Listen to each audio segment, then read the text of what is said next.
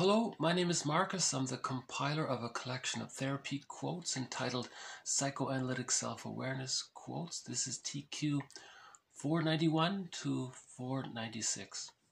Therapy quote number 491. The need for integration derives from the unconscious feeling that parts of the self are unknown, and there is a sense of impoverishment due to the self being deprived of some of its parts. The need for integration, moreover, derives from the unconscious knowledge that hate can only be mitigated by love, and if the two are kept apart, this mitigation cannot succeed. Integration also has the effect of tolerance towards one's own feelings, and therefore also towards other people's situations. My experience has shown me that complete integration never exists, but the nearer he reaches towards it, the stronger will be his character. So the first part of this quote was covered in yesterday's video, that if a person is feeling maybe restless or anxious or lonely or something, it's because he's missing access to so much of who he really is, right? So much of who a person is in, Robert Bly says, the bag we drag behind us. By the age of 5, he says, so much of who we are, including our feeling self, we are what we feel, including our feeling self, we put in the bag. And then we spend the rest of our lives trying to get it back out. So this bag, we can also say it's the stranger within. It's the second self of the unconscious, or the secret self. Someone called it the stranger. It's the unbewusst. It's our unconscious history. In literature, it's the motif of the double, the character called the double. So in the literature story, there may be someone, you don't recognize them, but that person is you. It's your second self of the unconscious personified. So if a person is feeling like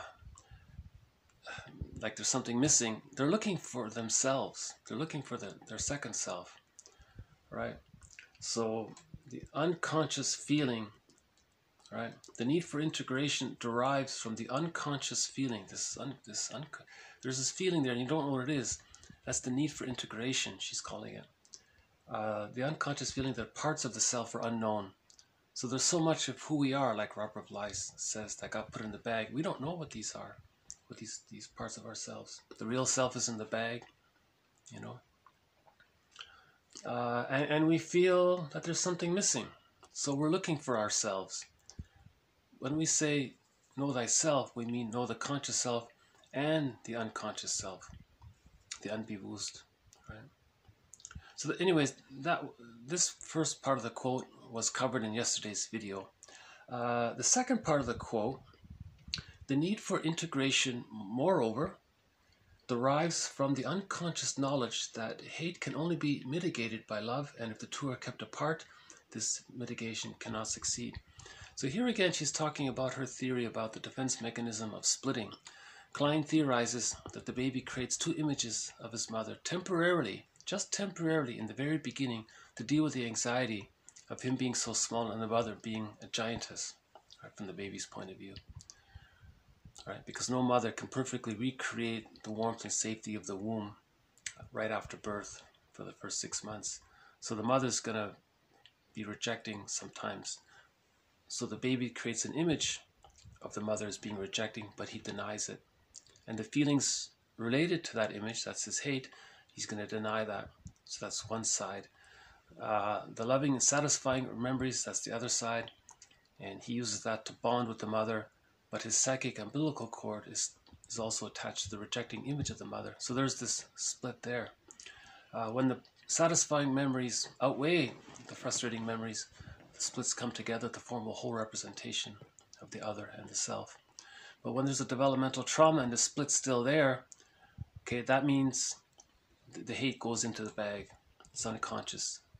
So the person doesn't have access to it. But love is what heals the hate. But they have to come face to face, so to speak. They have to be the love has to be sent to the hate somehow to form the whole representation. But if it's so disassociated and split off and denied, okay, that's the splitting is there. That means that hate still wants to make itself known for the person to integrate. So the quest for wholeness, okay, it's to heal the parts, to synthesize the parts. So the person with the split off hate, he may project the rejecting image of the frustrating mother onto a non-threatening substitute other, and then express his anger outward that way. But it's a secondary delusion, and that's where his hate is coming from. But it doesn't get satiated because he's preserving the split by doing that. You see, he's denying the love because he's still caught spending all of his time expressing his hate. And after the age of 5, it's repetition compulsion gone awry, right? So remember, in a secure attachment style, there's temporarily there's this split, but in a secure attachment style, at the age of 6 months, the splits come together, right? And then by the age of 3, there's a whole representation of the other and the self. That's in the normal development. So again, if that rejecting image of the mother is split off, disassociated, and denied, and how does the person get to know that? It's through his projections. It's through what he's doing. So if he's projecting the rejecting image onto the non-threatening substitute other and is expressing his anger out that way, he can see, aha, there's his unconscious hate. So he's getting to know himself. So now we're not so lonely anymore, right? We're getting to know ourselves, right? So that's why you withdraw your projections. That's the purpose of projections. It's like a mirror. It's called a mirror. You want to see for yourself. Heal the man in the mirror. You're projecting out something so that you can see what's in the bag. And then you can work towards the integration that way, right? Sometimes it's difficult because sometimes the person identifies with the rejecting image of the mother. That's a narcissistic pattern, right? And then he projects the wounded child onto others and then does to others what was done to him. So the narcissistic pattern is always in a constant state of hate. Notice, even if he's rich, he's still spewing hate because he's identified with the rejecting image of the mother. He's caught in that developmental trauma of the mother using the child to meet her needs. All right. So all those negative things the person with the narcissistic pattern is saying, that's his feelings towards the mother, but at the same time, he is the mother. You see, they're fused. The self and the other are fused. All right. We'll have more on the narcissistic pattern later. We mentioned it briefly in the previous video about that novel. There was a famous novel in the 60s. The mother exploited the child. The child grew up and became like the mother and then exploited others. He was trying to communicate what happened to him, but he didn't know he was doing it. And all the things he was saying, they were his mother's words, right? So the mother used these tactics. Remember what Fairbairn said, the more rejecting, the more frustrating the mother is, the more the baby needs the mother, the more the baby bonds to the mother. So the person with a narcissistic pattern is doing something similar. He's spreading all this hate, being as rejecting as possible. Maybe others will mirror him and meet his needs. See, he's doing to others what his mother did to him. He's trying to replay that. So the psyche, what Klein is saying, we need to face this so that the person is aware of it. So now love and hate can be held in a genuine ambivalence. Okay, and then through the mourning process, through the forgiveness process, okay, that we understand what's happening, then we can resume normal development where the splits come together. That's what she's saying. And when you do that, you accept your feelings, you have self-compassion, you have compassion for others. A person caught in the narcissistic pattern is just spewing hate all the time. He's rejecting the good because he's identified with the hate. So he can't accept the good because he's losing he can't take in the good. because it's too painful. That's where envy comes from, right? It's too painful. Greed and envy comes from there, right? Yeah, we'll have more on that in future videos. Okay, so let's move on to TQ 492. By the way, this topic of splitting has been covered in several videos up to this point. This just adds to our growing understanding of the defense mechanism of splitting, the psyche's desire, innate, natural desire to want to heal the splits, the unconscious knowledge that is necessary, that that's what it wants to do, the need for integration, that's an unconscious feeling. It's the quest for wholeness, right? And the more we know ourselves, the less lonely we feel, the less restless we feel, the less anxious we feel, the more we know ourselves. Remember, anxiety is, it's unknown. When something's unknown, and maybe it's going to bring up feelings that you don't know about, so there's that anxiety there. All right, so 492. Description of how the baby processes their experiences suffers from a great handicap. These fantasies arise at a time when the infant has not yet begun to think in words. So let's have a little empathy for the baby, Klein is saying. Let's empathize. Let's put ourselves in the shoes of the baby. Completely helpless, tiny. There's the giantess of the nursery. Don't have words to conceptualize your experience. No words, so all you have are fantasies and images. So what does the baby do?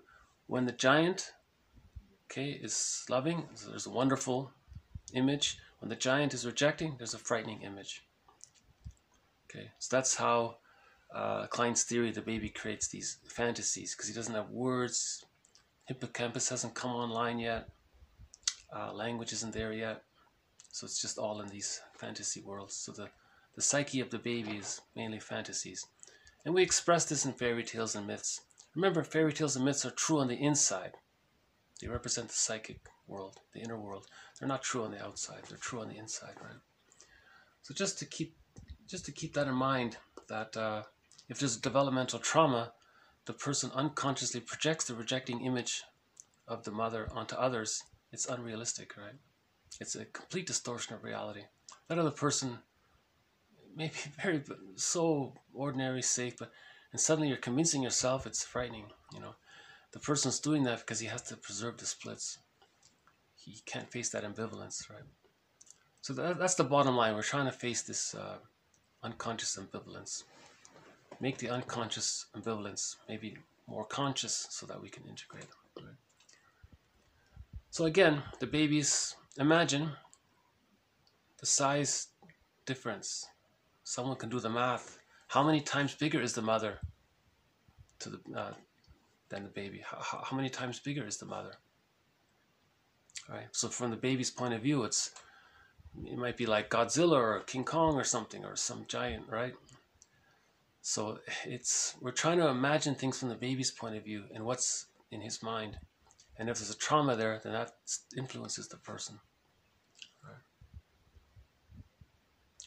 But when the loving memories outweigh the frustrating memories, reality kicks in.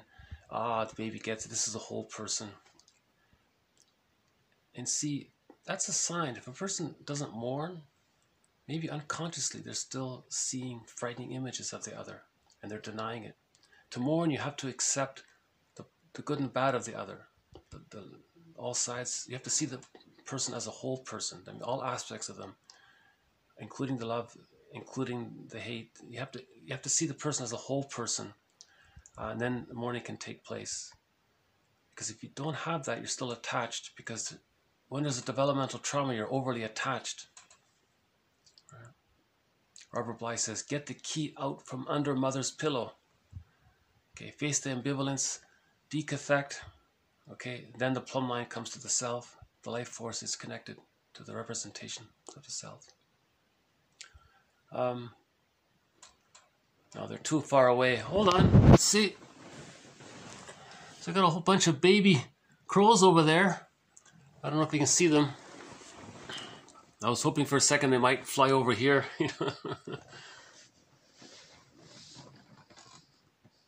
Haven't seen the Blue Jay yet. Hopefully he'll make an appearance before the end of this video.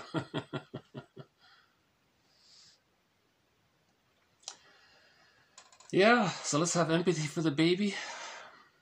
Baby's a human being, but he's very dependent on the mother. As we said in previous videos, the baby needs an extended womb from birth to 6 months, called the stage of symbiosis. And that womb is needed for the psychological birth at 3. If something goes wrong during that extended womb, then the split's still going to be there. Then the hate goes in the unconscious. Then we can't access the hate. It comes out in other ways. It comes out through their philosophies and justifications, rationalizations, and their lies and all their little things they're doing, their passive aggression. So the hate is coming out secretly. Right? If you want to heal that, we have to, like Klein says, for mitigation to take place, to amalgamate the two parts have to come together somehow, to form a representation of the other as a whole person.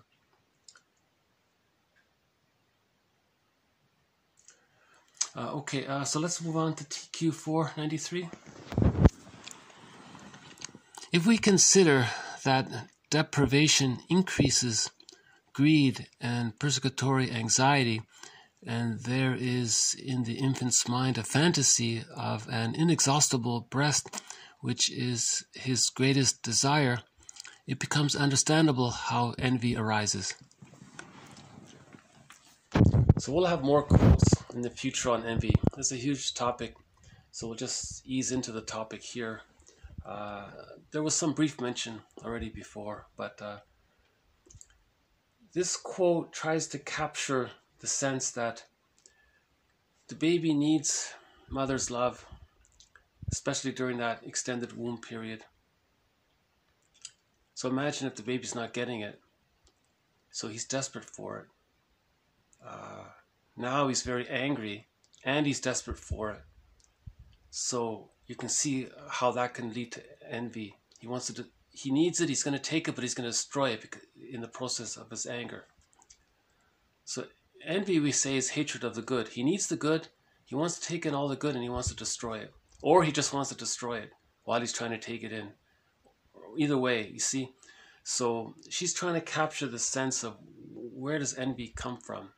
First, there's the greed, the baby's desperate hunger for the mother's love. Baby's crying and colic, please mother, the baby's completely dependent on the mother for his life, right? So the mother has to be available and nurturing and comforting and soothing, let the baby feel safe. If the baby's hungry and the mother's not there, he's desperate. And that can, if that mixes in with his hate and his anxiety, and if it gets to the point where there's an insecure attachment style,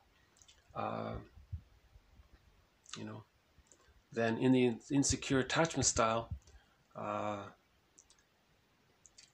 there may be, maybe not in every insecure attachment style, but there may be in some insecure attachment styles, especially the narcissistic pattern or the hostile provocative pattern and others, there may be that sense of envy because the baby had a great need, it didn't get met. So there's a lot of anger and hostility. Put those two together. If that's still there, he needs the good, but now as an adult he can't get that good. So now he's gonna be angry, you see. So anyways, let's try again. If we consider that deprivation increases greed and persecutory anxiety, and that there is in the infant's mind a fantasy of an inexhaustible breast, which is his greatest desire, it becomes understandable how envy arises. Yeah. So we'll have more on the topic of greed in the future videos. So let's move on to 493, which actually is also on greed. Envy, I mean. A client's need to devalue the analytic work which he has experienced as helpful is the expression of envy. In my experience, the slow progress we make is connected with envy. Oh yeah, I remember now. Klein was saying, let's say the therapist is being helpful, offering good interpretations and very supportive. Whoa, that can trigger the unconscious memories of the person of when they were a baby. They needed the love, but there was so much hate around it. So now the repetition compulsion, the person may attack the therapist's interpretations, reject it because of the envy, and he doesn't want the therapist to be successful because he has all that unconscious envy, right? So she's saying that can delay the process if the person has deep envy, right? So the baby was deprived of love. He needed love. He was terrified. Lots of hate there. Now the therapist is being good. Oh, that brings up all those old memories. Now the baby's attacking the good. Okay, 495. It is not only food the infant desires, he also wants to be freed from anxiety. This feeling that the mother is omnipotent and that it is up to her to prevent all pain from internal and external sources is also found in the analysis of adults. So I think he was talking about why therapy can take so long. The person is expecting too much, right? The baby needed a lot. He needed not only food, but comfort and safety.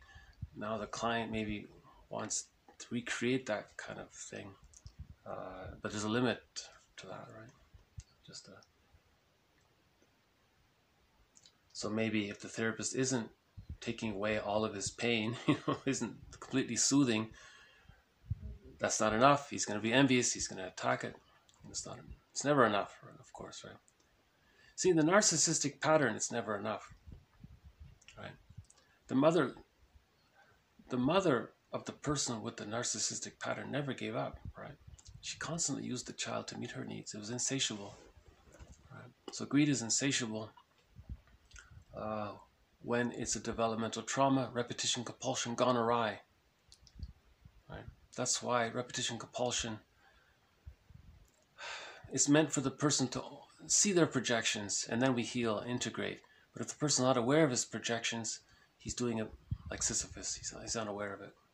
So that's why we say, make the unconscious conscious, make the unbewusst conscious. The interpretation is the bridge between the secret self of the unconscious, second self of the unconscious, and the conscious. Once we're making conscious, okay, now we can integrate. If it's the person's not aware of it, he's just repeating it and acting out, repeating it and acting out like Sisyphus. He's going to try harder and he doesn't know what he's doing, and he create more rationalizations, and now dopamine gets involved, and now he becomes now the neurochemistry is involved, and the brain now is getting involved, and so it's getting harder and harder. The neural networks become more set, kind of thing. That's why the moral revolution is to be conscious.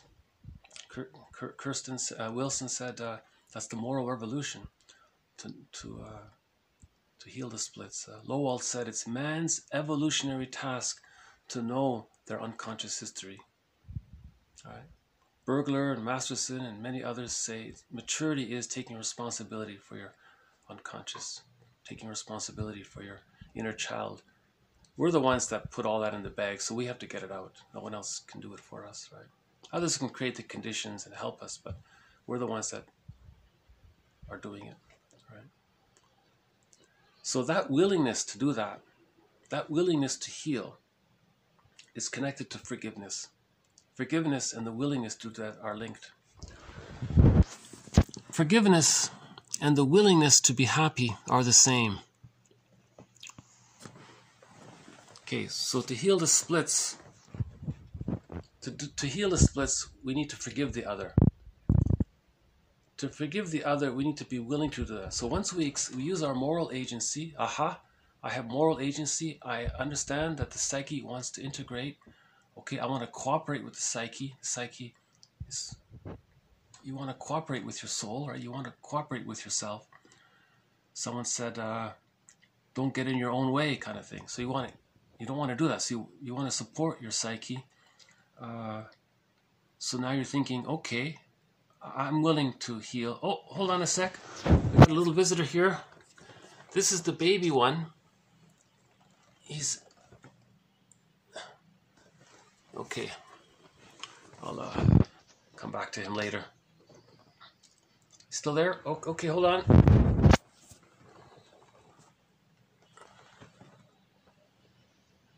Oh, there he goes. Okay, maybe we'll get a better picture of him next time.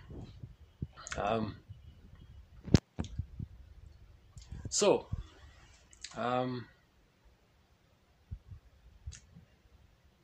you realize there's activity in the psyche. It's trying to heal. It's trying to bring the splits together. So you want to support that. You're on a mission.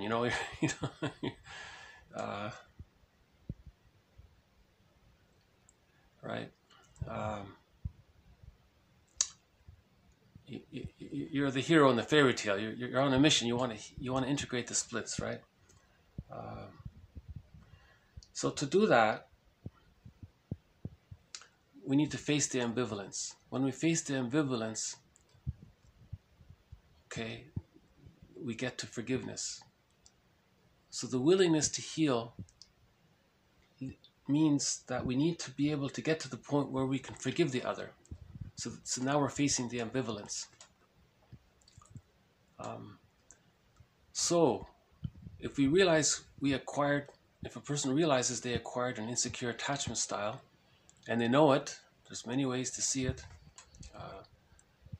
Once they realize it, that they acquired insecure attachment style, that meant that as a baby, the frustrating memories outweighed the loving memories.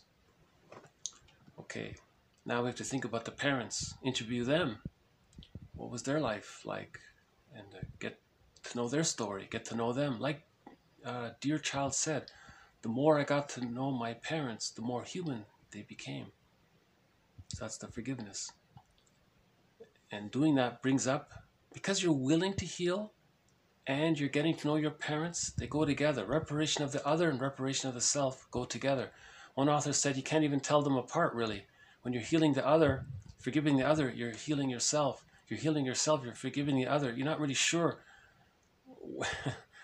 They happen almost simultaneously. So as you're forgiving your parents, getting to know your parents, because you're willing to heal the splits, you're forgiving your parents, you're getting to know their existential story. Maybe the parent had prenatal trauma. Maybe the parent had birth trauma, situational trauma, intergenerational trauma, trauma with siblings, trauma in the environment, trauma while getting their tonsils out, trauma at the dentist's office, trauma, school shock. So the parents may have been caught in their accident, but you're willing to face that because you're willing to accept that, because you want to heal. You want to find the links between other and self, right? You want to find those links, and this is the journey. This is the working through process to accept the other as a whole person. That means you're accepting your feelings, because you're willing to accept your feelings, because you're cooperating with the psychic desire for wholeness. See, once you get on that track, you're on your way, so to speak, right? That's why Robert Bly says, every day read psychology for 10 minutes. For 10 minutes every day, read psychology. Right? Forgive psychology for its jargon. Just forgive it. Some of the jargon's helpful. I'm glad for it, But someone said jargon is the vehicle for self-understanding, or something like that. And he said, never mind that some of the earlier pioneers were mama's boys. And no. That's why this series is mainly focused on object relations theory, and Margaret Mahler's theory, and Edmund Berger's theory, and Karen Horney's perspective as well. Yeah, there's no Lacan here, there's no Jung here. There may be the odd quote from Freud, but primarily not. I mentioned before, there's not going to be much, there won't be many quotes from Freud because I don't know what he said and what the translator said. And when I read that the translator said that, he wondered how people are going to understand what he meant by his own translations when he maybe had a bias himself and it's all confused, and he imagines people struggling with what his translations are. So others are so caught up in trying to figure out what the translator said, and there's a call for a new translation of it. A lot of that stuff is dated anyways, so it's so there's this series pretty much has maybe the odd quote from Freud, but primarily it's Freud free, Jung free, Lacan free, Adler free. Yeah, those. So we're not going there, right? Let others.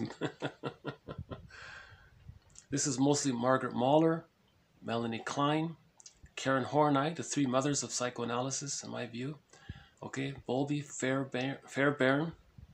Okay, that's object relations theory and attachments theory, and James Masterson, who synthesized a lot of this material and brought it forth. I highly recommend his introductory book called The Search for the Real Self. That's a great start.